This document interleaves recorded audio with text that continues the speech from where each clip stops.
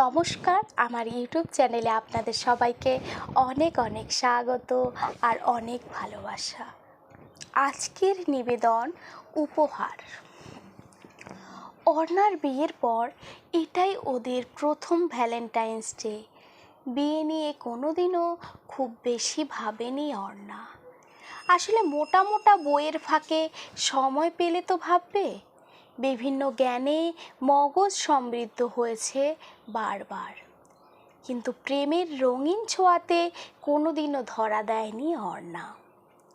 তবে সেদিন অর্ণবের সম্বন্ধ আসার পর মায়ের মুখ চেয়ে আর না বলতে পারেনি অর্ণা। কারণ ও জানে যে ওকে নিয়ে ওর মায়ের চিন্তার শেষ নেই। আসলে ওর বাবা চলে যাবার পরে ওর মা যে ওকে আঁকড়েই ধরেই বেঁচেছে। এত ভালো ভদ্র সভ্য চাকরি করা ছেলে পেয়ে ওর মা আর দেরি করতে চাননি। এখন অবশ্য নতুন বসন্তে অর্ণাও ধরা দিয়েছে। আজ প্রথম প্রেম দিবসে বন্ধুদের প্রশ্নে জর্জরিত অর্ণা। বল না রে, তোর বরের কাছে কি চাইলি আজ? বল প্লিজ।